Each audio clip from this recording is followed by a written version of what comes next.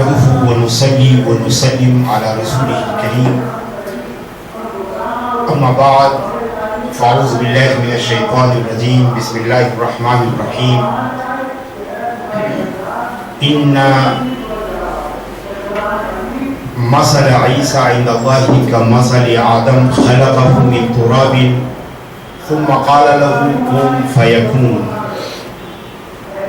والحق من ربك فلا تكن من الممترين فمن حاجك فيه من بعد ما جاءك من العلم فقل تعالوا ندعو أبناءنا وأبناءكم ونساءنا ونساءكم وأنفسنا وأنفسكم ثم نبتهل فنجعل لعنة الله على الكاذبين صدق الله العظيم. حضرات گرامی،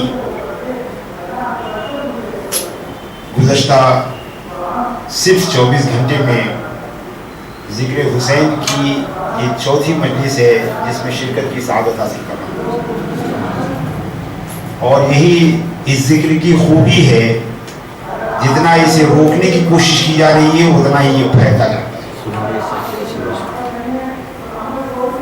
جتنا اسے دبانے کی کوشش کی جاتی ہے اتنا ہی یہ بلند ہوتا جاتا ہے، جتنا اسے محدود کرنے کی کوشش ہوتی ہے اتنا ہی یہ لامحدود ہوتا جاتا ہے۔ اس لیے کہ حسین کسی گنبد و مینار کا نام نہیں ہے، بلکہ حسین اسلام کے وقار کا نام، حسین دین کے شعار کا نام، حسین انسانیت کے افتخار کا نام، حسین فضل پروردگار کا نام، اور حسین دوش رسول کے سوار کا نام۔ لہذا جتنی ہی کوشش کی جا رہی ہے اتنا ہی یہ ذکر پھیلتا جاتا ہے۔ تصور کیجئے یہ ذکر روکا کیسے جا سکتا ہے؟ نمازی 5 بار نماز میں اتحیات کے بعد درود پڑھتا ہے اور کہتا ہے اللہم صلی علی محمد وعلی آل محمد، تو بھلا کس کا ذکر ہو رہا ہے؟ آل محمد میں حسین کا ذکر ہو رہا ہے۔ تو جو ذکر نمازوں میں شامل ہے، جو ذکر عبادتوں کا حصہ ہو گیا ہے، بھلا اسے کیسے روکا جا سکتا ہے؟ عزیزان گرامی، یزید کی موت بطور رولر ہوئی تھی، بحیثیت خلیفہ ہوئی تھی، بحیثیت عامر ہوئی تھی، تخت و تاج پر موت آئی تھی، لشکر و سپاہ کے ساتھ موت آئی تھی، قصر و ایوان میں موت آئی تھی، مگر اس کی ناکامی کا حال یہ ہے کہ دنیا میں کوئی نہیں جانتا کہ اس کی خبر کہاں ہے۔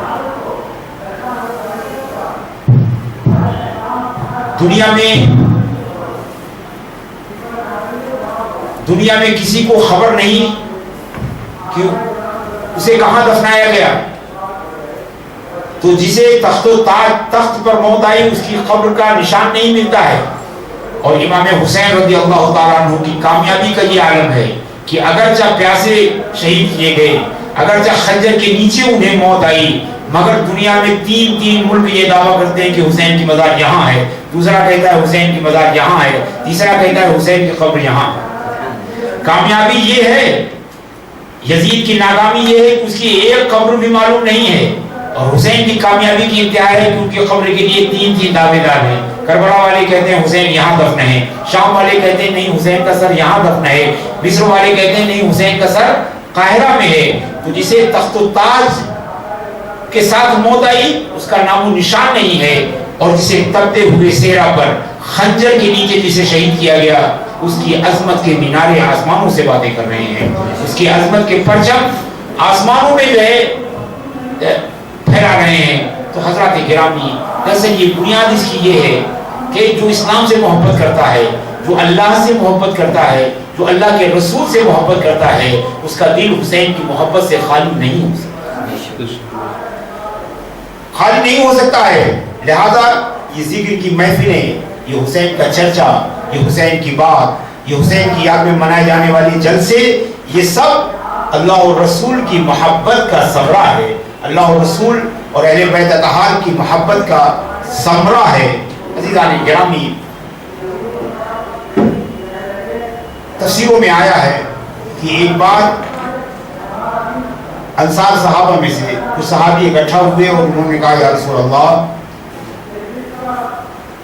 آپس میں پہلے انہوں نے بات چیت کی کہ اللہ کے رسول صلی اللہ تعالیٰ علیہ وسلم کو بہت مصروفیت رہتی ہے، بہت کام رہتا ہے، آپ دین کی تبلیغ میں، آپ دین کی فروغ اور اشاعت میں ہمہ وقت مصروف رہتے ہیں، آپ کو اپنے گھر والوں کے لیے کچھ کرنے کا موقع نہیں ملتا ہے، تو ہم لوگ کچھ پیسے جمع کر کے اللہ کے رسول کی خدمت میں پیش کر دیں اور کہیں کہ اللہ کے رسول صلی اللہ تعالیٰ علیہ وسلم آپ دین کی اشاعت میں لگے ہیں، ہم آپ کے گھر والوں کے لیے ہم نے یہ نذرانہ اکٹھا کیا ہے، آپ کی خدمت میں پیش کرنے کے لیے آئے ہیں۔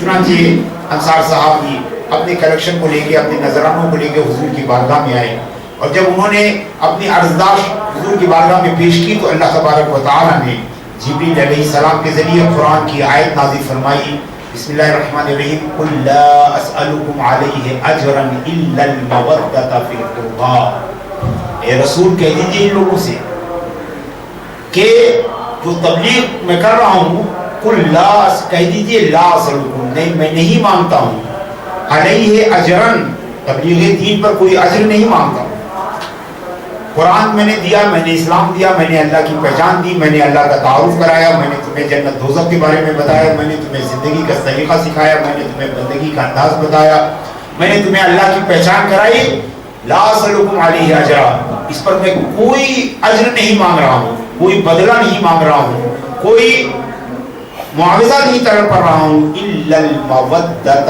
فی القربى، سوائے اس کے کہ تم میرے اہل بیت سے محبت کرو۔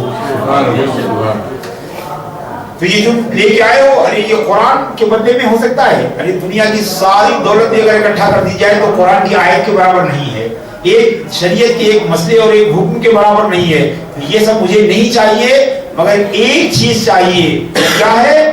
الا المودۃ فی القربى، کہ تم میرے اہل بیت سے مودت کرو، میرے قریب قرابت داروں سے محبت کرو، میرے قرابت داروں سے محبت رکھو، اس کے سوا میں تم سے کچھ نہیں مانگتا ہوں۔ حضرات گرامی، پتہ چلا کہ دین کی تبلیغ کے بدلے میں اللہ کے رسول صلی اللہ علیہ وسلم نے اپنے اہل بیت کی محبت مانگی۔ توجہ چاہوں گا، اور ہم سب جانتے ہیں کہ جب ایک چیز دوسرے کا اجر بنتی ہے، جب ایک چیز دوسرے کا معاوضہ بنتی ہے، تو ہمیشہ یہ ہوتا ہے کہ دونوں کی قیمت یکساں ہوتی ہے، دونوں کی قیمت یکساں ہوتی ہے۔ آپ 1 روپے کے بدلے میں 1 پاؤنڈ نہیں لے سکتے ہیں، کیونکہ پاؤنڈ کی قیمت اور ہے، روپے کی قیمت اور ہے۔ جب دین کے مقابلے میں محبت اہل بیت کو ٹھہرایا گیا تو پتہ چلا کہ جو دین کی قیمت ہے وہی محبت اہل بیت کی بھی قیمت ہے، تبھی تو دونوں ایک دوسرے کا بدلہ ہو سکتے ہیں، ورنہ بھلا کہیں ایسا ہو سکتا ہے کہ آپ مجھ سے ٹوپی دے کر میری شیروانی نہیں لے سکتے ہیں، نہیں لے سکتے ہیں، آپ جو ہے سائیکل دے کے کسی کی کار سے بدلے میں نہیں لے سکتے۔ تو بدلے کا مزاج یہ ہے، بدلے کی طبیعت یہ ہے کہ بدلہ ہمیشہ جو ہے ایکول پرائز کی چیزوں کے درمیان ہوتا ہے۔ جب کہا جا رہا ہے لا اسألکم علیہ اجرا، کوئی دنیاوی اجر نہیں مانگ رہا ہوں بلکہ صرف اپنے اہل بیت کی محبت مانگ رہا ہوں، تو حضرات گرامی 2 باتیں پتہ چلی۔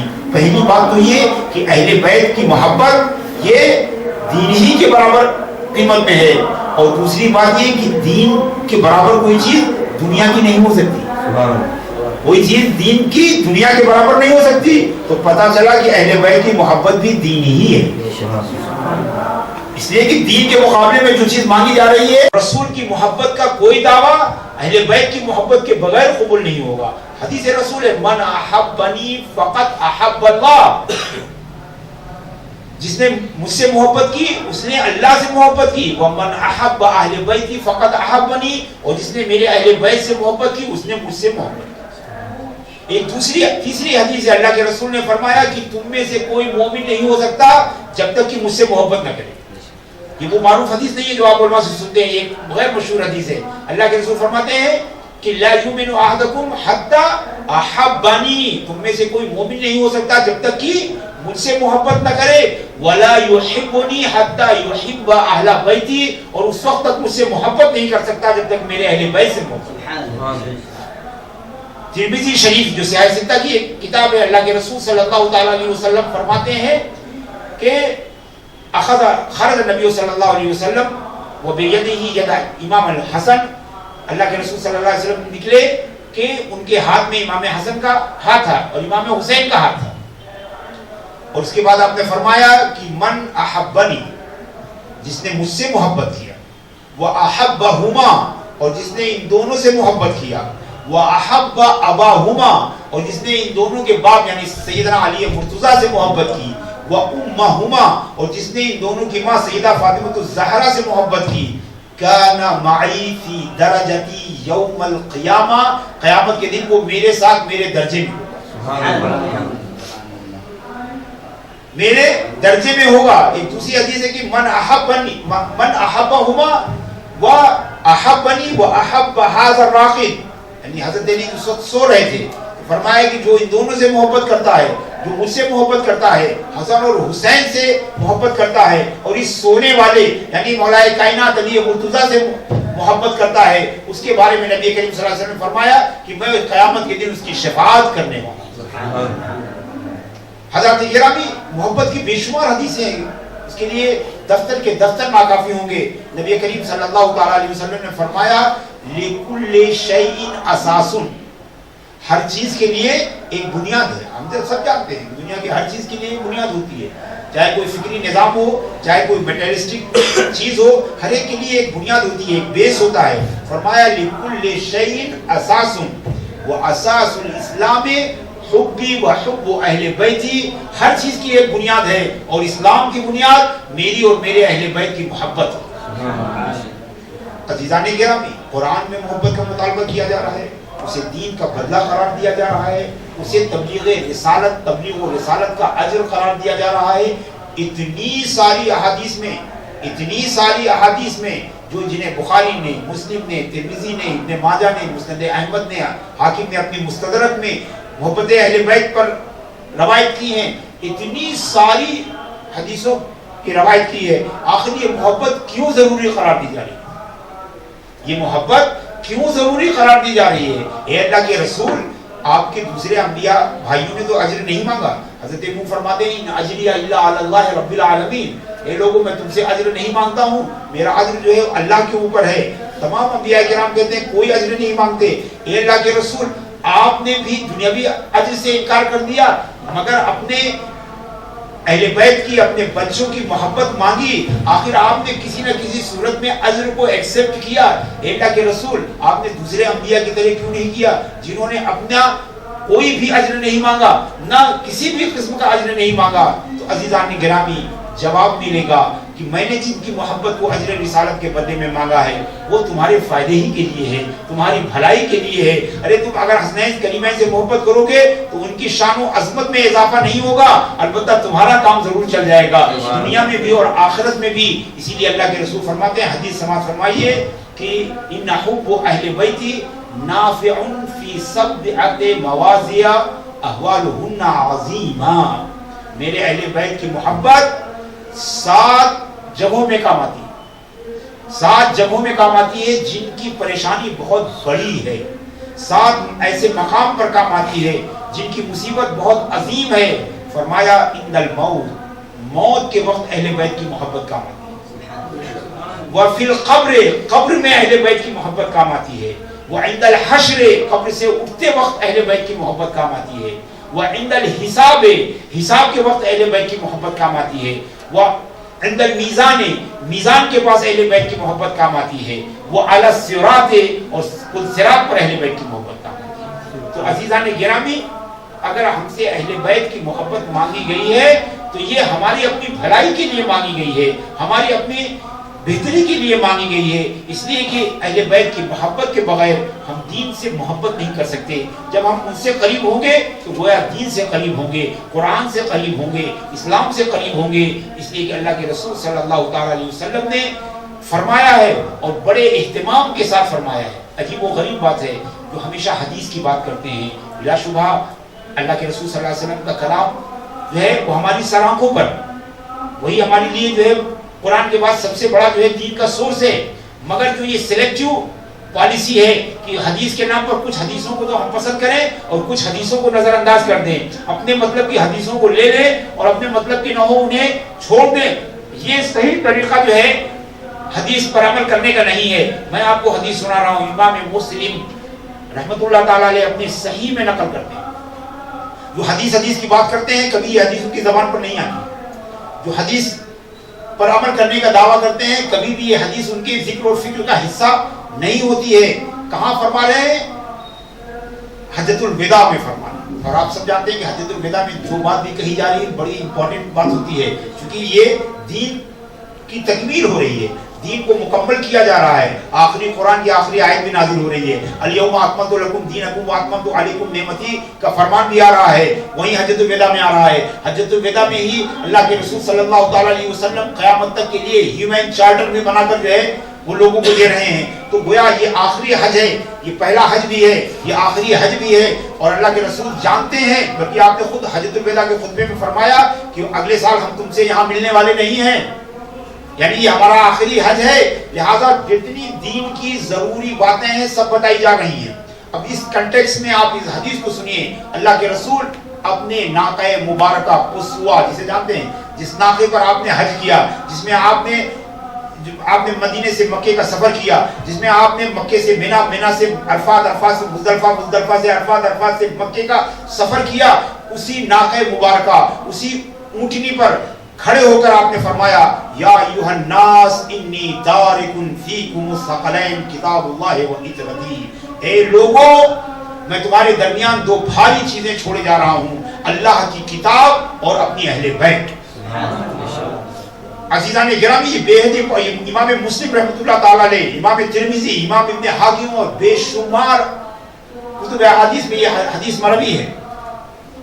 اللہ کے رسول فرماتے ہیں میں تمہارے درمیان دو بھاری چیزیں چھوڑے جا رہا ہوں، اللہ کی کتاب اور اپنی اہل بیت. عزیزان گرامی، سوال یہ ہے کہ کتاب اللہ کے بعد کسی کی کیا ضرورت؟ کتاب اللہ کے بعد کسی کی کیا ضرورت؟ مگر ظاہر سی بات ہے کیا ضرورت ہے کیا نہیں ہے یہ کسی مولوی اور امام کے جاننے کی بات نہیں ہے، بلکہ یہ خیر الانام کے جاننے کی بات ہے. اگر وہ سمجھ رہے ہیں کہ کتاب اللہ کے ساتھ کسی کی ضرورت ہے، جب خیر الانام کی بات آ جائے تو کسی مولوی اور امام کی سننے کی ضرورت نہیں ہے. آپ فرما رہے ہیں انی تارک فیکم الثقلین کتاب اللہ و عترتی، میں تمہارے درمیان دو بھاری چیزیں چھوڑے جا رہا ہوں، اللہ کی کتاب اور میری اہل بیت. اور فرمایا متعدد روایتوں میں الگ الگ چیزیں ہیں. آپ فرماتے ہیں ایک ترمذی نے اس میں اضافہ کیا ہے، امام ترمذی، یہ بھی صحیح ستہ میں سے ایک ہے، وَلَن يَتَفَرَّقَا حَتَّى يَرِدَ عَلَيَّ الْحَوْض، اور یہ قرآن اور اہل بیت کبھی بھی الگ نہیں ہوں گے یہاں تک کہ یہ دونوں ساتھ ساتھ حوض کوثر پر میرے پاس آئیں گے. یہ حدیث کے الفاظ ہیں، وَلَن نہیں ہوں گے، یتفرقا الگ، حتی یہاں تک کہ یردا دونوں وارد ہوں گے، علیہ میرے پاس، الحوض حوض کوثر.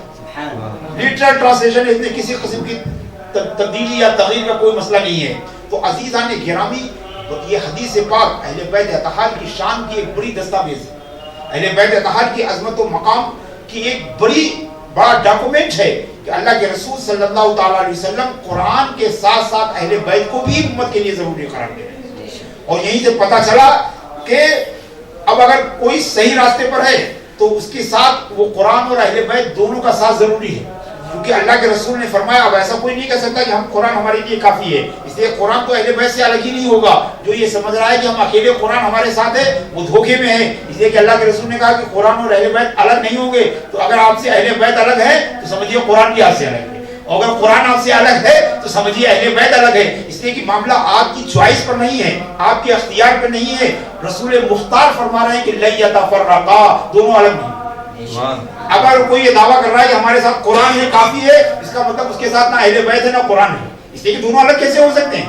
اور جو یہ کہہ رہا ہے کہ ہمارے ساتھ اہل بیت ہے یہی ہمارے لیے کافی ہے، وہ بھی غلط، کیونکہ جس طرح قرآن کو اہل بیت کے ساتھ کیا ہے ویسے اہل بیت کو قرآن کے ساتھ کیا ہے. لن یتفرقا، وہ حکم الہی فرما رہے ہیں کہ دونوں الگ نہیں ہوں گے.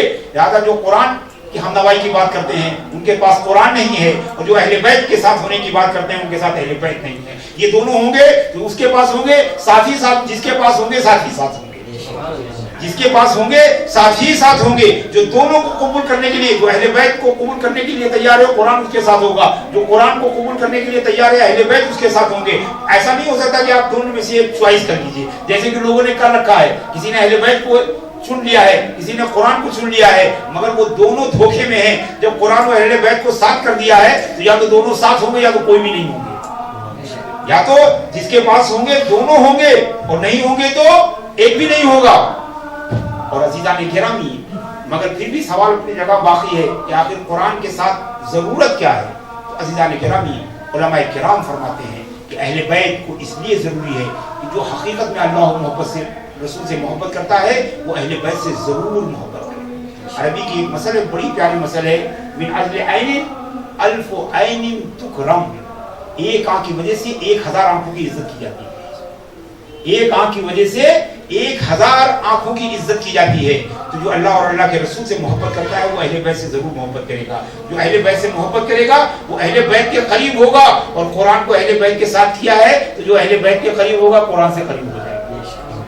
جو چونکہ اہل بیت سے محبت ہماری فطرت کا تقاضا ہے، محبت رسول کا تقاضا ہے کہ ہم اہل بیت کے قریب ہوں، تو اہل بیت ہمیں قرآن کے قریب کر دیں گے۔ بعض علماء مشہور تعبیر یہ بھی کرتے ہیں کہ قرآن جو ہے وہ تھیوری ہے اور اہل بیت اس کا پریکٹیکل ہے، تو دونوں کو ساتھ اس لیے کیا تاکہ دونوں کو لینے والا تھیوری اور پریکٹیکل دونوں اپنے ساتھ رکھتا ہے، دونوں سے استفادہ کرتا ہے۔ اور عزیزان گرامی، ایک بڑا نکتہ ہے، اللہ کے رسول نے یہ نہیں فرمایا حتی یرد علی الحوض، یہاں تک کہ یہ حوض کوثر پر میرے ساتھ آئیں گے۔ بڑا ہی عمدہ، حالانکہ یہ کوئی علمی دلیل نہیں ہے مگر دل کو بڑا چھونے والا نکتہ ہے کہ اللہ کے رسول نے یہ نہیں کہا کہ یہ دونوں قیامت میں جو ہے میزان کے پاس میرے پاس آئیں گے، یا صراط کے پاس میرے پاس آ کے ملیں گے، یا لوح الحمد کے سائے میں آ کر مجھ سے ملیں گے، یا حساب و کتاب کے پاس میرے پاس آئیں گے، بلکہ فرمایا کہ یرد علی الحوض، حوض کوثر پر میرے پاس ملیں گے، اس لیے کہ اللہ کے رسول جانتے تھے کہ یہ میرے اہل بیت دنیا سے پیاسے آئیں گے، پیاسے آئیں گے، دنیا سے پیاسے آئیں گے، تشنا لب آئیں گے، لہذا سب سے سوٹیبل ملنے کی جگہ حوض کوثر ہی ہے۔ اس کے ساتھ حوض کوثر ہی سب سے سوٹیبل جگہ ہے جہاں یہ اگر ہم سے ملیں تاکہ یہ آئیں تو فوراً ان کی تشنگی دور کر دی جائے، فوراً انہیں سیراب کر دیا جائے، فوراً ان کی پیاس کو بجھا دیا جائے۔ اسی لیے آپ دیکھیں توجہ چاہیں گی، یہ ایسا نکتہ ہے جو پہلے کبھی بھی ذہن میں خود میرے نہیں آیا کہ آخر حوض کوثر ہی کیوں کہا گیا، کیوں یہ کہا گیا حتی یرد علی الحوض، یہ کیوں نہیں کہا گیا حتی یرد علی المیزان، حتی یرد علی لواء الحمد، حتی یرد علی صراط صراط کے پاس مجھ سے ملیں گے، لواء الحمد کے سائے میں مجھ سے ملیں گے، میزان کے پاس مجھ سے ملیں گے، نہیں کہا جا رہا ہے حتی یرد علی الحوض، کیونکہ نبی کریم صلی اللہ تعالی علیہ وسلم جانتے تھے کہ حسن اور حسین، ان کے اولاد، ان کے خویش و اقارب، یہ سب دنیا سے پیاسے آئیں گے، لہذا ان سے ملنے کے لیے بہترین پوائنٹ جو ہے حوض کوثر ہے، تاکہ ادھر وہ پہنچے اور ادھر ان کی پیاس کو بجھا دیا جائے، ان کی تشنبی کو دور کیا جائے، جو دنیا کے پانی سے جنہیں دور رکھا گیا انہیں حوض کوثر کے پانی سے سیراب کر دیا۔ انی تارک فیکم الثقلین کتاب اللہ و اطرتی۔ اور عزیزان گرامی، علماء کرام ایک اور بھی نکتہ بیان فرماتے ہیں کہ اللہ کے رسول صلی اللہ علیہ وسلم نے تارک فیکم الثقلان اور انی تارک فیکم الثقلین، دو بھاری چیزیں چھوڑے جا۔ عزیزان گرامی، حدیث میں یہ نہیں فرمایا گیا کہ دو قیمتی چیزیں چھوڑے جا رہا ہوں، دو اہم چیزیں چھوڑے جا رہا ہوں، دو پریشیس چیزیں چھوڑے جا رہا ہوں، دو، اس لیے کہ آپ دیکھیں کہ بھاری ہونا عام طور پر جو ہے وہ کوئی قیمتی ہونے کے مترادف نہیں ہے۔ پتھر کی ایک چٹان بہت بھاری ہوتی ہے مگر اس کی کوئی قیمت نہیں ہوتی، سونے کا ایک چھوٹا سا ٹکڑا ہلکا ہوتا ہے مگر قیمتی ہوتا ہے، مگر اللہ کے رسول صلی اللہ علیہ وسلم نے یہ نہیں فرمایا کہ انی تارک فیکم الثمینین، تمہارے درمیان دو بھاری چیزیں، مہنگی چیزیں چھوڑے جا رہا ہوں، قیمتی چیزیں چھوڑے جا رہا ہوں، بلکہ آپ نے فرمایا انی تارک فیکم الثقلین، تمہارے درمیان دو بھاری چیزیں چھوڑے جا رہا ہوں۔ علماء فرماتے ہیں کہ کبھی کبھی عام طور پر دنیا یہی جانتی ہے کہ بھاری ہونا قیمتی ہونے کے برابر نہیں ہے، مگر کبھی کبھی بھاری ہونا قیمتی ہونے سے بھی زیادہ قیمتی ہوتا ہے، کبھی کبھی بھاری ہونا قیمتی ہونے سے بھی زیادہ قیمتی ہوتا ہے۔ مثلا اگر آپ کہیں جا رہے ہوں، آپ کے پاس کچھ ڈاکومنٹس ہوں، ویلیویبل ڈاکومنٹس ہوں، قیمتی دستاویز ہوں، اور آپ کسی حاجت کی وجہ سے، کسی ضرورت کی وجہ سے آپ کو وہ ڈاکومنٹ کہیں رکھنا پڑے، آپ کو خدشہ ہو کہ کہیں ہوا میں یہ ڈاکومنٹ اڑ نہ جائے، تو آپ کیا کرتے ہیں؟ آپ 1000 روپے کا نوٹ اس کے اوپر رکھتے ہیں اس کی حفاظت کے لیے، 500 کا نوٹ اس کے اوپر رکھتے ہیں، یا اپنی قیمتی انگوٹھی اٹھا کر اس ڈاکومنٹ پر رکھتے ہیں کہ اڑنے نہ پائے۔ اس لیے کہ آپ جانتے ہیں یہاں ہوا چل رہی ہے، ڈاکومنٹس قیمتی ہیں، یہاں نہ انگوٹھی ان کی حفاظت کر پائے گی، نہ چاندی کی یہ انگوٹھی حفاظت کر پائے گی، نہ یہ 1000 روپے کا نوٹ حفاظت کر پائے گا، بلکہ یہاں تو ان کی حفاظت کے لیے قیمتی سے زیادہ بھاری کوئی چیز ہو جو اس پر رکھ دیا جائے تو آپ ایک بڑا سا پتھر اٹھا کر اس پر رکھیں گے، چاہے آپ کے دستاویز کتنے قیمتی ہوں، اس پر 1000 کی نوٹ رکھنے کے بجائے پتھر رکھنے کو پریفر دیں گے، کیونکہ آپ جانتے ہیں کہ یہاں پر بھاری ہونا قیمتی ہونے سے زیادہ امپورٹنٹ ہے۔ زیادہ تو نبی کریم صلی اللہ علیہ وسلم نے اپنے اہل بیت کو بھاری اس لیے فرمایا کہ آپ جانتے تھے کہ انہیں بھاری بنانا چاہیے۔ کربلا کے میدان جب ظلم و ستم کی آندھی چلے گی، جب وحشت و بربریت کے طوفان آئیں گے، جب یزیدی آندھیاں چلیں گی، اس وقت امام عالی مقام کا بھاری ہونا ہی ان کے کام آئے گا، تاکہ ان کے قدم ناز میں جنبش نہ ہونے پائے، ان کے قدم ناز میں حرکت نہ پیدا ہونے پائے، اور ان کے پائے استقلال میں جو ہے کوئی جنبش نہ ہونے پائے۔ لہذا ضروری ہے کہ انہیں بھاری بنایا جائے۔ تو عزیزان گرامی، اہل بیت اطہار کے فضائل اور مناقب جو ہے ان کی کوئی انتہا نہیں ہے۔ عزیزان گرامی، مشہور حدیث ہے، حضرت ابو ذر رضی اللہ تعالیٰ عنہ، صحیح حدیث ہے، حضرت ابو ذر رضی اللہ تعالیٰ عنہ روایت کرتے ہیں، اور وہ بھی کس شان سے روایت کرتے ہیں کہ راوی کہہ رہا ہے کہ قال ابو ذر رضی اللہ تعالیٰ عنہ وهو آخذ بباب الکعبہ، کعبے کا دروازہ پکڑ کے حدیث روایت کرتے ہیں۔ شاید میں نہیں جانتا ہوں، میرے علم کے مطابق کہ کوئی اور حدیث میں ایسی جانتا ہوں جسے کعبے کا دروازہ پکڑ کے روایت کیا گیا ہو۔ کعبے کا دروازہ پکڑ کے راوی نے حدیث کو روایت کیا ہو، دوسری حدیث میں نہیں جانتا ہوں۔ جو حدیث سنانے جا رہا ہوں، حضرت ابو ذر غفاری رضی اللہ تعالیٰ عنہ صحابی رسول کعبے کا دروازہ پکڑ کے روایت کرتے ہیں۔ آپ کی نبی کریم صلی اللہ تعالیٰ علیہ وسلم نے فرمایا کہ اِنَّا مَثَلَ أَهْلِ بَيْتِي كَصَفِينَةِ نوح، میرے اہل بیت کی مثال نوح علیہ السلام کے سفینے کی طرح۔ اِنَّا مَثَلَ أَهْلِ بَيْتِي كَصَفِينَةِ نوح، میرے اہل بیت کی مثال نوح علیہ السلام کے سفینے کی طرح ہے۔ من رکبہا نجا، جو اس سفینے پر سوار ہو گیا پار ہو گیا، ومن تخلف عنہا غرقا، جو اس سفینے پر نہیں چڑھ سکا وہ ڈوب گیا۔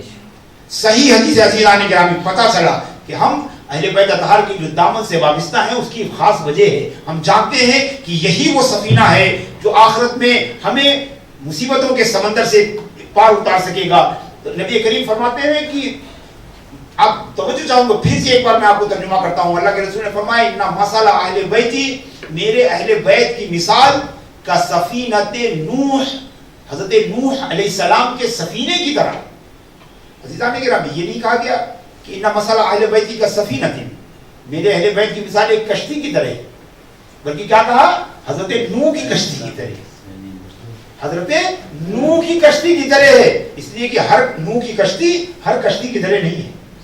آپ سمجھ لیجیے، نوح کی کشتی ہر کشتی کی طرح نہیں ہے۔ آپ کسی بھی ساحل پر جائیے، کہیں آپ کو سفر کرنا ہے، کہیں آپ کو سی وے سے آپ کہیں جانا چاہتے ہیں، آپ ایک اسٹیمر ہے، دوسری کشتی ہے، تیسری موٹر بوٹ ہے، جو چاہیں آپ لیں، ایک کو چھوڑ کے دوسرے کو لے لیں، دوسرے کو چھوڑ کے تیسرے کو لے لیں۔ تو آرڈنری سفینہ جو ہے اس میں آپ کے پاس اختیار ہے، مگر نوح علیہ السلام کے سفینے میں کوئی چوائس نہیں ہے۔ اس لیے کہ نوح علیہ السلام کا سفینہ وہ تھا کہ جو اس میں سوار ہوا وہی پار ہوا، اس کے علاوہ کوئی سفینہ جو ہے وہ پار گھاٹ اتارنے والا نہیں تھا۔ اسی لیے بتا دیا کہ سفینہ نوح سے مثال دی ہے کہ ہمارے اہل بیت سفینہ ہے مگر آرڈنری سفینہ نہیں ہے، کشتی ہے مگر عام کشتی نہیں ہے، حضرت نوح کی کشتی کی طرح ہے۔ جس طرح حضرت نوح کے زمانے میں ان کی کشتی پر سوار ہوئے بغیر کامیابی نہیں تھی، ویسے اہل بیت وہ کشتی ہیں کہ جس پر سوار ہوئے بغیر کامیابی نہیں ہو سکتی، جس پہ سوار ہوئے بغیر کامیابی نہیں ہو سکتی۔ عزیزان گرامی، اس لیے کہ یہ لوگ کامیاب لوگ ہیں، جب کامیابوں کے ساتھ ہو جائیں گے ہم بھی کامیاب ہو جائیں گے، جو کامیابوں کے ساتھ ہو جائیں گے ہم بھی کامیاب ہو جائیں گے۔ اسی لیے لوگوں کو یہ غلط فہمی ہے کہ امام حسین رضی اللہ تعالیٰ عنہ کربلا گئے تھے، اسی طرح پیش کیا جاتا ہے۔ اگر آپ بعض رسالے میگزینز اگر آپ اٹھا کے دیکھیں جو بنام اسلام نکلتے ہیں تو اس میں پیش کیا جاتا ہے کہ دو شہزادوں کی لڑائی تھی، پیش کیا جاتا ہے اس جنگ کو کہ جیسے دو امیروں کی لڑائی تھی، دو لیڈرز کی لڑائی تھی، اور امام حسین کربلا کے میدان میں دنیا کا اقتدار حاصل کرنے کے لیے گئے تھے۔ حضرات گرامی، یہ بالکل جھوٹی بات ہے۔ امام علی مقام تو کامیابوں کے سردار ہیں، آپ 4 سال کی عمر میں تھے جب ان کے نانا جناب محمد رسول اللہ صلی اللہ تعالیٰ علیہ وسلم نے فرمایا تھا کہ الحسن والحسین سیدہ شباب اہل الجنہ، حسن اور حسین جنتی جوانوں کے سردار. تو جو 4 سال میں جس کی سرداری میں جنت داخل ہو گئی ہو، وہ جوان ہو کے شام کی سرداری لے کر کیا کرے گا؟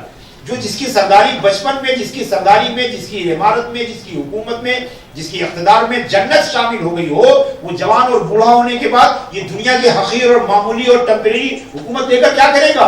نبی کریم صلی اللہ تعالیٰ علیہ وسلم نے انہیں بچپن میں جنت کا سردار بنا دیا تھا. عزیزان گرامی، لوگ سوچتے نہیں ہیں کیا یہ بات اللہ کے رسول نے صرف نواسی کی محبت میں کہی تھی؟ نواسی کی محبت میں کہی تھی؟ کیا آپ سمجھتے ہیں کہ اللہ کے رسول نے اگر کہا ہے کہ جنتی جوانوں کے سردار ہیں تو کیا آپ کو ڈاؤٹ ہے کہ وہ سردار ہیں کہ نہیں ہیں؟ تو تصور کیجئے کہ یزید جیسے فاسق و فاجر سے جنتی جوانوں کے سردار کا مقابلہ کرنے والے کون ہو سکتے ہیں؟ وہی ہو سکتے ہیں جنہیں رسول کی بات پر اعتبار نہیں ہے، جنہیں رسول کے قول پر بھروسہ نہیں ہے کہ رسول جسے جنتی جوانوں کا سردار بتا رہے ہیں، ایک طرف جنتی جوانوں کا سردار اور ایک طرف لشکر فساق و فجار، آپ دونوں میں آپ کیسے آپ موازنہ کر سکتے ہیں؟ دونوں میں آپ کیسے جو ہے آپ مقابلہ کر سکتے ہیں؟ کیسے وہ لوگ ہیں کہ جو جنہیں اللہ کے رسول نے جنتی جوانوں کا سردار بتایا ہو؟ جنتی جوانوں، بخاری کی حدیث ہے جو ہمیشہ بخاری کرتے ہیں، اللہ کے رسول نے فرمایا ہما ریحان عطایا من الدنیا، کہ یہ حسن اور حسین دونوں جنت کے میرے 2 پھول ہیں، جنت کے میرے 2 پھول ہیں. اللہ کے رسول نے کبھی نواسوں کی حیثیت سے نہیں، آپ نے فرمایا کہ ھذا ابنایا ھذان ابنایا، یہ دونوں میرے بیٹے ہیں، وہ ابنا ابنتی، اور میرے بیٹی کے بیٹے. اللہ کے رسول نے انہیں اپنا بیٹا قرار دیا ہے. آپ سمجھیے کہ اور یہی نہیں، عجیب و غریب بات ہے، ہم جانتے ہیں کہ اسلام کا قاعدہ کیا ہے کہ نسل جو ہے باپ سے چلتی ہے، باپ سے چلتی ہے، مگر مصطفیٰ جان رحمت صلی اللہ تعالیٰ علیہ وسلم جس طرح ہر معاملے میں بے مثال ہیں، ویسے وہ اس معاملے میں بے مثال ہیں. حسب کی نسل باپ سے چلتی ہے، مگر مصطفیٰ جان رحمت کی نسل فاطمہ زہرا رضی اللہ تعالیٰ عنہ. اسی لیے آپ صلی اللہ علیہ وسلم کی حدیث ہے، یہ میں اپنی طرف سے قیاساً نہیں کہہ رہا ہوں، اللہ کے رسول نے فرمایا کہ ان اللہ جعل ذریۃ کل نبی فی صلبہ وجعل ذریتی فی صلب علی بن ابی طالب. اللہ تعالیٰ نے ہر نبی کی اولاد کو اس کی پشت میں رکھا، مگر میری اولاد کو علی بن ابی طالب کی پشت میں ڈال دیا، میری اولاد کو علی بن ابی طالب کے پشت میں ڈال دیا. تو عزیزان گرامی، وہ یہ غلط فہمی ہے کہ امام علی مقام رضی اللہ تعالیٰ عنہ وہاں قیادت و سیادت کے لیے آپ رضی اللہ تعالیٰ عنہ کربلا گئے تھے تو اپنے نانا جناب محمد رسول اللہ کے دین کو بچانے کے لیے. اور آپ جان لیجئے کہ جو کامیاب تھے وہ لوگ غلط فہمی کا شکار ہیں جو سمجھتے ہیں کہ حسین ناکام ہو گئے. عزیزان گرامی، کامیاب تو حسین ہی ہوئے. حسین کا مقصد کیا تھا؟ حسین کا مقصد اقتدار حاصل کرنا ہوتا تو ہم انہیں ناکام کہہ سکتے تھے، مگر حسین کا مقصد تھا کہ یزید کے فسق و فجور کو عیاں کر دیا جائے، یزید کے فسق و فجور کو نمایاں کر دیا جائے، یزید کے فسق و فجور کو، اسلام مخالف حرکتوں کو دنیا کے سامنے لا دیا جائے.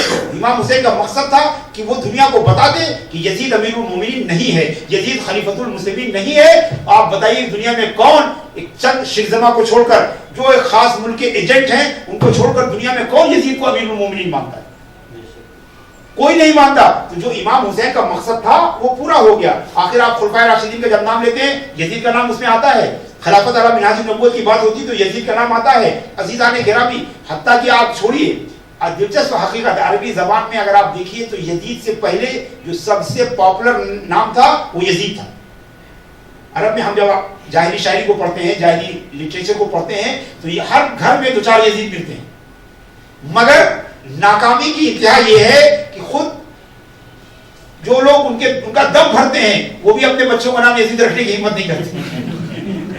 یعنی ناکامی کی انتہا یہ ہے کہ یزید سے پہلے جو سب سے پاپولر نام تھا یزید کے بعد بالکل دنیا ہی سے غائب ہو گیا. اب کیا ناکامی کی انتہا ہے؟ حسین سے لڑے تھے. حسین سے لڑنے والا صرف حسین ابن علی سے لڑنے والا نہیں، وہ تو مصطفیٰ جان رحمت سے لڑنے والا ہے، وہ تو خدا کی قدرت سے لڑنے والا ہے. خدا چنانچہ ذات بھی غائب ہو گئی، قبر کا نشان بھی مٹ گیا، یہاں تک کہ نام بھی مٹ گیا. اور آپ سن لیجئے، حسین کا نام ایسا تھا کہ حسین سے پہلے کسی کا نام نہیں تھا. عجیب بات ہے. دیکھیں آپ کامیابی اور ناکامی کا پیمانہ دیکھیے. یزید سے پہلے ہر گھر میں یزید تھے، مگر آج کسی گھر میں یزید کا نام نہیں ہے. اور حسین سے پہلے کسی کا نام حسین نہیں تھا، اور آج ہر گھر میں حسین موجود ہے. दरअसल आप देखिए कामयाबी और नाकामी का पैरामीटर उनकी निगाह में गलत है, क्योंकि जो लोग दुनियादार हैं वो कामयाबी के सिर्फ दुनिया ही को कामयाबी का पैरामीटर मानते हैं, सिर्फ दुनिया पाने को ही कामयाबी समझते हैं। वो समझते हैं कि हुसैन, क्योंकि जो लोग आखिरत पर यकीन रखते हैं उनकी कामयाबी का मियार और है, जो सिर्फ दुनिया ही को अपना सब कुछ मानते हैं उनकी कामयाबी का मियार और है। यजीद को वो कामयाब समझता है जो आखिरत पर अकीदा नहीं रखता, और जो आखिरत पर अकीदा रखता है वो जानता है कि कामयाब तो हुसैन है। इसलिए कि आप देखें कि उनकी कामयाबी इससे बड़ी और क्या हो सकती है कि दुनिया के गोशे गोशे में उनका जिक्र किया जा रहा है, उनकी मनकबत खानी की जा रही है, उनका यजीद का कोई नाम लेवा नहीं। यहां तक कि नाकामी की इंतहा यह है कि यजीद का ईमान बहस बन गया। उम्मत की बड़ी तादाद मानती है कि वो ईमान वाला ही नहीं। इमाम अहमद इब्न हंबल, इमाम अहले सुन्नत कहते हैं कि मुझे जज्म है कि वो कुफ्र पर मरा, और उनकी बेहद सीधी सी दलील है, उनकी सीधी सी दलील है कि यजीद ने इमाम अली मकाम रज़ी अल्लाह ताला अन्हु और उनके खानवादे को कत्ल कराया, उसने मक्का मुकर्रमा पर हमला किया, उसने मदीना मुनव्वरा पर शहर रसूल पर फौज कशी कराई और 21 दिन तक मस्जिद नबवी में अज़ान नहीं होने पाई। उसके फौजियों ने मस्जिद नबवी में घोड़े बांधे, उसके फौजियों ने काबा मुअज्जमा पर जो है आग भरे तीर चलाए, यहां तक कि हजरत इब्राहिम अलैहिस्सलाम का ज़िबा किए हुए मेंढे की सींग जो है उसी आतिशबाजी में जल के खाक हो गई। तो अजीजा ने गिरामी, उसने हजारों मुसलमानों के कत्ल का, उसके हुक्म पर हजारों मुसलमान कत्ल किए गए। तो इमाम अहमद इब्न हंबल फरमाते हैं कि बेहद सी दलील है कि इमाम हुसैन का कत्ल जो है ये अल्लाह के रसूल सल्लल्लाहु ताला अलैहि वसल्लम को ईज़ा देना है। कोई दो राय नहीं, इमाम हुसैन का कत्ल जो है अल्लाह के रसूल सल्लल्लाहु अलैहि वसल्लम को ईज़ा देना है। और अल्लाह तबारक व तआला फरमाता है इन्नल लज़ीना युज़ूना अल्लाह व रसूलहु लअनहुमुल्लाहु फिद दुनिया वल आखिरह व अअद्द लहुम अज़ाबन मुहीना। जो अल्लाह और रसूल को ईज़ा देते हैं, अल्लाह ताला दुनिया और आखिरत में उन पर अल्लाह की लानत है, और आखिरत में अल्लाह ने उनके लिए दर्दनाक अज़ाब तैयार कर रखा है। ये आयत कह रही है कि अल्लाह के रसूल को ईज़ा देने वाले लानती है, और लानत सिर्फ काफिर पर की जाती है। ये इमाम अहमद इब्न हंबल की थ्योरी है। इमाम अहमद इब्न हंबल की थ्योरी है कि लानत अल्लाह ने की है अल्लाह के रसूल को ईज़ा देने और इमाम हुसैन का कत्ल। और ये बात नहीं है, ये सिर्फ कयास है। अल्लाह के रसूल ने फरमाया कि फातिमा, भाई अल्लाह के रसूल को आप मानिए कि रसूल थे, वो रिश्तों से बुलंद थे। हजरत फातिमा के बारे में अल्लाह के रसूल ने फरमाया कि मन अज़ाहुमा फ़क़त अज़ानी, जिसने फातिमा को ईज़ा दी उसने मुझे ईज़ा दी। वमन अज़ानी फ़क़त अज़ल्लाह, जिसने मुझे ईज़ा दी उसने अल्लाह को ईज़ा दी, और जिसने अल्लाह को ईज़ा दी अल्लाह तबारक व तआला उसे आग के हवाले कर देगा। इमाम हुसैन की शहादत सैयदा फातिमा की ईज़ा है कि नहीं है, उनको तकलीफ दही है कि नहीं है, और उनकी तकलीफ दही रसूल को तकलीफ देने के बराबर है। रसूल को तकलीफ देना खुदा को तकलीफ देने के बराबर है, और खुदा और रसूल को तकलीफ देने वाला वही है जिसके लिए दुनिया और आखिरत में लानत है। तो इमाम अहमद इब्न हंबल के नजदीक कतई और यकीनी तौर पर यजीद जो है हालत ईमान से नहीं गया, हालत ईमान से नहीं गया। यहां तक कि उस फासिक और फाजिर और जालिम के तरफ एक शेर तबरी ने नकल किया है, इमाम तबरी ने नकल किया है कि उसने जब इमाम हुसैन के सर को उसके सामने लाया गया तो उसने इमाम हुसैन के सर को देखकर एक शेर पढ़ा, जिसका मतलब यह है कि अगर बद्र में कत्ल होने वाले हमारे रिश्तेदार आज यहाँ होते तो खुश हो जाते। यानी बद्र में कौन? अबू जहल, उतबा, शैबा, वलीद इब्न मुगीरा।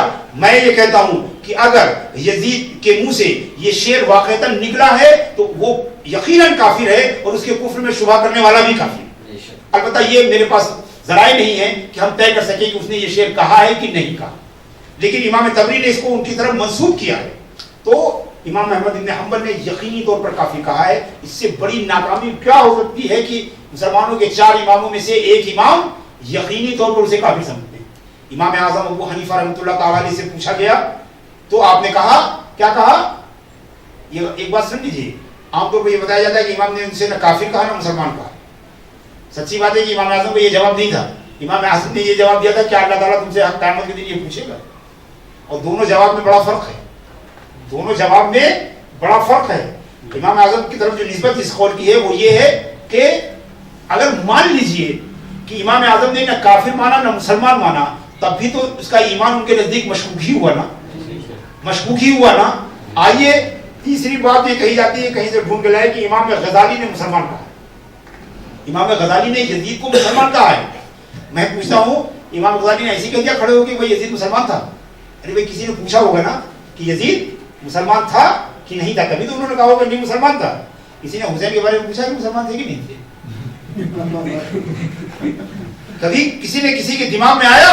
ابھی حسین کے دشمنوں کے بھی دماغ میں کبھی آیا کہ کسی مولانا کے پاس جائے اور کہے کہ امام حسین مسلمان تھے کہ نہیں تھے؟ تو معلوم ہوا کہ امام حسین کا ایمان ہر شک و شبہ سے بالا تر، جبکہ یزید کا ایمان اس کو چاہنے والوں کے یہاں بھی ڈاؤٹ فل ہے۔ یزید کا ایمان اس کو چاہنے والوں کے یہاں بھی ڈاؤٹ فل ہے۔ تو عزیزان گرامی، اس سے بڑی کوئی ناکامی نہیں ہو سکتی کہ کسی کا ایمان جو ہے وہ ڈسکشن کا ٹاپک بن جائے۔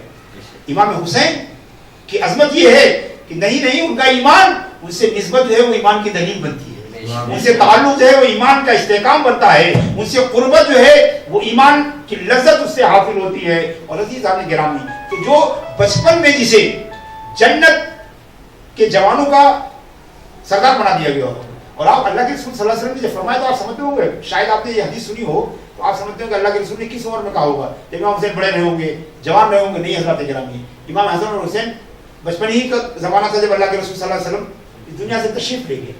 جب آپ نے یہ فرمایا تھا تو اس وقت امام حسین کی عمر 4 سال، امام حسن کی عمر 6 سال تھی، یا اس سے بھی کچھ کم۔ اور آپ نے فرمایا الحسن والحسین سیدا شباب اہل الجنہ، حسن اور حسین جنتی جوانوں کے سردار ہوں گے یا ہیں؟ آپ نے فرمایا ہیں، یہ بھی نہیں کہا کہ ہوں گے۔ عزیزان میری سمجھ میں نہیں آتا کیسے یزید کیسے جرأت پڑتی ہے، ایمان کہاں جا کے سو جاتا ہے جب امام حسین کو یزید کے مقابلے میں کھڑا کیا جاتا ہے، یا یزید کو امام علی مقام کے روبرو کھڑا کیا جاتا ہے، اور کربلا حق و باطل کی اس جنگ کو جسے اخبار نے کہا ہے کہ موسیٰ و فرعون شبیر و یزید عید و طاقت از حیات آمد پدید، کہ جس طرح موسیٰ و فرعون تھے ویسے ہی شبیر و یزید تھے، ویسے ہی شبیر و یزید تھے۔ تو عزیزان گرامی کیسے سمجھ میں نہیں آتا، بچپن میں یہ نہیں فرما رہے کہ ہوں گے، بلکہ فرمایا ہیں، کس کے؟ جنتی جوانوں کے سردار۔ پتا چلا کہ جو جنتی جوانوں کے سردار ہیں جو جنتی جوان ہیں حسن اور حسین اس کے سردار ہیں، اور حسن حسین جس کے سردار ہیں وہ جنتی جوانوں کے سردار ہیں۔ اسی لیے ہم لوگ ان کے نام لینے سے پہلے سیدنا لگانا نہیں بولتے، ہمارے سردار جناب امام علی مقام رضی اللہ تعالیٰ عنہ، تاکہ ان کی سرداری ہماری ہمیشہ کرتے رہیں، تاکہ اسی کے طفیل میں جنت میں داخلہ ہو۔ اس لیے کہ جنت میں جوان کے سردار تو حسین ہیں، لہذا جو انہیں سردار مانے گا وہ جنتی ہوگا، اور جو جنتی ہوگا وہ ضرور سردار مانے گا، جو جنتی ہوگا وہ سردار مانے گا، اور انشاءاللہ جو سردار مانے گا وہ جنتی بھی ہوگا۔ الحسن والحسین سیدا شباب اہل الجنہ۔ اور حضرات گرامی بلکہ بڑی مزے کی بات تو ہے، دلچسپ بات جو ہے، ایمان کو تازہ کرنے والی بات، کہ میں ہی نہیں کہتا ہوں بلکہ شاید یزید بھی امام حسین کی سیادت و قیادت کا قائل تھا۔ یہی وجہ ہے کہ پوری امت یا آدھی سے زیادہ امت اس کے ہاتھ پر بیعت کر چکی تھی، اس کے ہاتھ پر بیعت کر چکی تھی، مگر یزید مطمئن نہیں تھا، یزید جو ہے سیٹسفائیڈ نہیں تھا، وہ چاہتا تھا کہ کسی کا ہاتھ ملے یا نہ ملے حسین کا ہاتھ ضرور مل جائے۔ آپ دیکھیں جس طرح کبھی مدینہ کے عامل کو لکھا جا رہا ہے، کبھی مکے کے عامل کو لکھا جا رہا ہے، کبھی کوفے کے گورنر کو بدلا جا رہا ہے، پوری طرح سے گھیراؤ کیا جا رہا ہے، اسٹریٹجی تیار کی جا رہی ہے کہ حسین بیعت ضرور کر لیں۔ یزید پورا شام بیعت کر چکا ہے، پوری دمشق بیعت کر چکا ہے، پورا بنو امیہ بیعت کر چکا ہے، بیشتر قبائل بیعت کر چکے ہیں، یہاں تک کہ بنو ہاشم کے بھی بیشتر افراد بیعت کر چکے ہیں، مدینے کی اکثریت بیعت کر چکی ہے، مکے کی اکثریت بیعت کر چکی ہے، مگر یزید کے پاس صرف حسین کا ہاتھ نہیں ہے تو وہ تخت پر بیٹھ کر بھی بے چین ہے۔ ارے بھائی آپ پوچھیے کہ اگر آپ امام حسین اکیلے کیا کر سکتے ہیں تمہارے خلاف؟ کچھ نہیں کر سکتے۔ اگر حسین کا ہاتھ نہیں ہے چھوڑ دو حسین کو، یہی تو حسین نے کہا تھا کہ مجھے مدینے واپس جانے دو، گوشہ نشینی اختیار کر لوں گا، یا مجھے کسی سرحد پر بھیج دو، مگر یزید راضی نہیں ہے، وہ جانتا ہے کہ امام تو حسین ہی ہے، وہ جانتا ہے کہ امام حسین ہے، جب تک امام جو ہے ہمارے ساتھ نہیں آئیں گے، جب تک ہماری خلافت جو ہے وہ پختہ نہیں ہوگی۔ میں امیر تو بن سکتا ہوں، ساری دنیا کی بیعت لے کر میں امیر بن سکتا ہوں، مگر جب تک سید المومنین نہیں ساتھ ہوں گے امیر المومنین نہیں ہو سکتا۔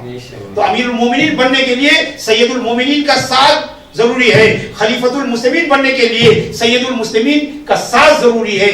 یہی وجہ ہے کہ یزید نے پوری طاقت لگا دی کہ امام حسین کی بیعت۔ آپ بتائیے کہ جو لوگ کہتے ہیں کہ یزید امام حسین کو قتل نہیں کرنا چاہتا تھا، آپ کے دروازے کوئی قاتل بھیج دیا جائے اور کہے صاحب میں قتل نہیں کرنا چاہتا ہوں، آپ کی طرف رخ کر کے فائر کر دیا جائے اور کہے میری نیت قتل کرنے کی نہیں تھی، آخر ابن زیاد کو بھیجا کس نے تھا؟ ابن مرجانہ کو کس نے بھیجا تھا؟ جانتے تھے، دنیا جانتی تھی، یزید اپنے سرداروں سے اچھی طرح جانتا تھا کہ ابن مرجانہ قتل کرنے کے علاوہ کوئی فن جانتا ہی نہیں ہے۔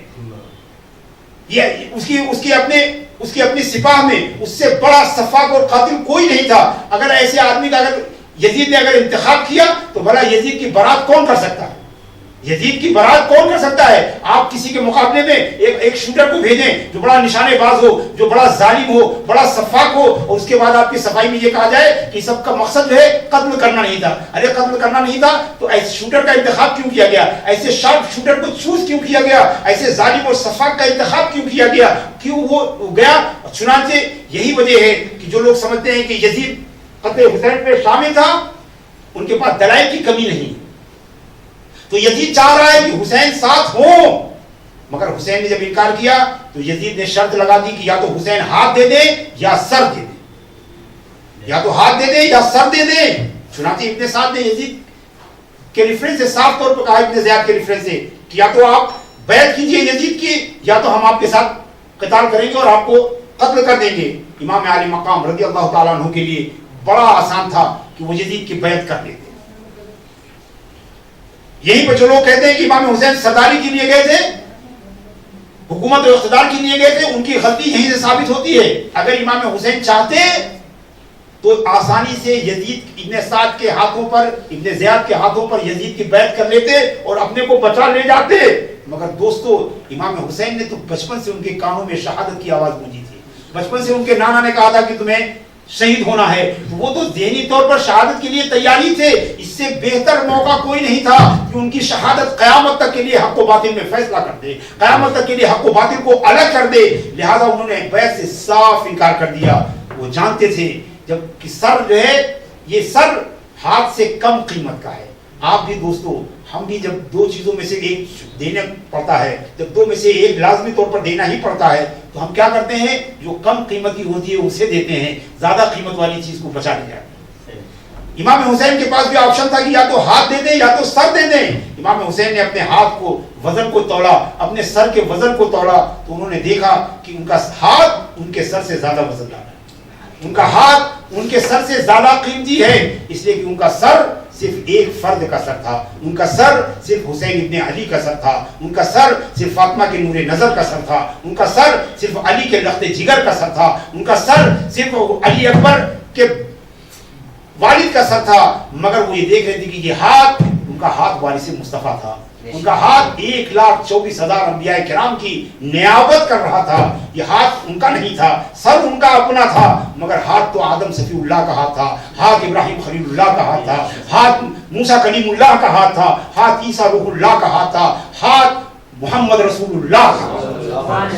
چنانچہ آپ نے منع کر دیا کہ ہاتھ نہیں دیا جائے گا، اور آپ نے ایک سر دینا گوارا کیا. مگر دنیا جانتی ہے کہ وہ سر جھکی گردن کا سر نہیں تھا بلکہ کٹی گردن کا سر. اور عجیب و غریب بات ہے، اگر آپ دیکھیں شہادت کے بعد آپ نے قصہ سنا ہو علماء سے کہ مانگا کیا تھا؟ ہاتھ مانگا تھا نا، ہاتھ مانگا تھا اور لے کیا گئے؟ سر لے گئے. یعنی آپ تصور کیجئے کہ جو مانگا تھا حسین کی شہادت کے بعد بھی وہ نہیں پا سکے. جو مانگا تھا ہاتھ، وہ حسین کی شہادت کے بعد بھی نہیں پا سکے. اور انہیں یاد بھی نہیں آیا تھا کہ مانگا تھا ہاتھ اور لے جا رہے ہیں سر. ارے جاتے جاتے ہاتھ بھی لے کے چلے جاتے اور یزید کے دربار میں کہتے تھے کہ آپ ہاتھ ملائیے، ہاتھ پہ ہاتھ ڈال دیں اور ایک تاریخ بنا دیں کہ دیکھو یزید نے جو ہے ہر قیمت پر حسین کا ہاتھ حاصل کر لیا. مگر وہ بھی نہ کر پائے. تو عزیزان گرامی، جو شہید حسین سے ہاتھ حاصل نہیں کر سکا وہ زندہ حسین سے ہاتھ کیسے آتے؟ اور یہی نہیں، تاریخ گواہ ہے، طبری نے، امام ابن کثیر نے اور دوسرے مورخین نے لکھا ہے کہ امام علی مقام کا سر بھی اس شان سے چڑھا کہ اسے نیزے پر بلند کر لیا. ساری زندگی جس سر نے بلندی پر جو رہا وہ شہادت کے بعد بھی بلندی پر نظر آ رہا ہے. شہادت کے بعد بھی بلندی پر نظر آ رہا ہے. ساری زندگی جس نے قیادت کی وہ شہادت کے بعد بھی قائد اور سید جو ہے وہ نظر آ رہا ہے. کہ کسی شاعر نے کہا ہے کہ بریدہ سر ولا تقولو کی تفسیر اور کیا ہوگی، بریدہ سر کی زباں سے کلام ہوتا ہے اور تیرے وجود نے دنیا پہ کر دیا روشن، سر امام سروں کا امام ہوتا ہے. وہ بھی. اور امام حاکم رحمۃ اللہ تعالیٰ نے اپنی مستدرک میں نقل کیا ہے کہ جب امام حسین کا سر کوفہ کے بازاروں میں نیزے پر بلند ہو کر لے جایا جا رہا تھا تو کوفہ کے بازار میں کوئی شخص اپنے گھر پر اپنے کھڑکی کے پاس بیٹھا قرآن پاک کی تلاوت کر رہا تھا. قرآن پاک کی تلاوت کر رہا تھا اور وہ یہ آیت پڑھ رہا تھا سورہ کہف کی کہ نا اصحاب الکہف والرقیم کانوا من آیاتنا عجبا، کہ اصحاب کہف جو ہے ہماری عجیب ترین نشانیوں میں سے تھے. تو امام حسین کے سر مبارک سے صاف صاف آواز آئی کہ میرا قتل کیا جانا اور نیزے پر اس طرح اٹھایا جانا اصحاب کہف اور رقیم سے زیادہ تعجب خیز ہے، زیادہ تعجب خیز ہے. اور عزیزان گرامی، امام حاکم فرماتے ہیں کہ اس طرح امام حسین نے آیت کریمہ ولا تقولوا لمن یقتل فی سبیل اللہ اموات بل احیاء کی تفسیر بیان کر دی کہ جو اللہ فرما رہا ہے کہ اللہ کی راہ میں مارے جانے والوں کو مردہ نہ کہو، یہ زندہ ہے. امام حسین نے اپنی زندگی کا ثبوت دے دیا کہ قرآن کی تفسیر بھی بتاتے چلے، اپنی زبان سے جو ہے بتا دیا کہ کیسے شہداء زندہ ہوتے ہیں، کیسے شہداء زندہ ہوتے ہیں، کہ بریدہ سر کی زبان سے کلام ہوتا ہے. تو حضرات گرامی، یہ بالکل تصور غلط ہے. ہم یہ نہیں کہتے، ہم یہاں کوئی فیصلہ کرنے کے لیے نہیں اکٹھا ہوئے ہیں، ہم کسی کے ایمان و کفر کی ہم بات بھی نہیں کرنا چاہتے. ہم سب سے زیادہ جس چیز سے کو ناپسند کرتے ہیں وہ کفر کی کسی کی طرف نسبت کی جائے. مگر عزیزان گرامی، ہم کفر کی کسی کی طرف نسبت کریں یا نہ کریں، مگر امام حسین سے اپنے تعلق کو ہم کبھی نہیں چھپا سکتے. امام حسین سے تعلق کو ہی ہم ایمان کہتے ہیں. نبی کریم صلی اللہ تعالی علیہ وسلم کی دو صحیح حدیثیں میرے سامنے ہیں. ایک میں آپ نے فرمایا، بخاری اور مسلم نے نقل کیا ہے کہ لا یؤمن احدکم حتی اکون احب الیہ من والدہ وولدہ والناس اجمعین، تم میں سے کوئی مومن نہیں ہو سکتا ہے جب تک کہ مجھے اپنے ماں باپ اپنی اولاد سے زیادہ نہ چاہے. اور صحیح حدیث میں امام ترمذی نقل کرتے ہیں کہ اللہ کے رسول نے فرمایا من احبہما فقط احبنی، کہ جس نے حسن اور حسین سے محبت کی اسی نے مجھ سے محبت کی. تو معلوم ہوا کہ حسن اور حسین کی محبت رسول کی محبت ہے اور رسول کی محبت ایمان ہے. تو جس طرح بخاری کی حدیث کے مطابق بغیر محبت رسول کے ایمان مکمل نہیں ہے، اسی طرح ترمذی شریف کی حدیث کے مطابق بغیر حسنین کریمین کی محبت کے رسول کی محبت حاصل نہیں ہو سکتی ہے. تو عزیزان گرامی، اگر ہم ان سے محبت کرتے ہیں تو قرآن کی اس حکم کے مطابق لا اسألکم علیہ اجرا الا المودۃ فی القربى، اے رسول فرما دیجئے کہ میں تبلیغ رسالت کے بدلے میں کچھ نہیں مانگتا ہوں سوائے اس کے کہ تم میرے قرابت داروں سے محبت کرو، میرے قرابت داروں سے تعلق خاطر رکھو، میرے قرابت داروں کو چاہو. اور عزیزان گرامی، جب ہم ان کو چاہیں گے تو ضرور ان کی طرح عمل کرنے کی کوشش کریں گے. ہم شہادت کے راستے پر قدم بڑھائیں گے، ہم فداکاری کے راستے پر قدم بڑھائیں گے، ہم صبر و استقامت کے راستے پر قدم بڑھائیں گے. اس لیے کہ انسان جس کو چاہتا ہے اس کے طریقے کو اختیار کرتا ہے. تو رسول نے جو فرمایا صحیح مسلم کی حدیث میں کہ قرآن اور اہل بیت کو ساتھ چھوڑے جا رہا ہوں، اسی لیے جب ہم اہل بیت سے محبت کریں گے تو ہم اہل بیت کے ساتھ جو قرآن ہے ہم اس سے بھی محبت کریں گے اور اس پر عمل کرنے کی کوشش کریں گے. اللہم ربنا وفقنا لما تحبه وترضاه من صالح القول والعمل والهدي والنية انك على كل شيء قدير. سبحان ربك رب العزة عما يصفون وسلام على المرسلين والحمد لله رب العالمين.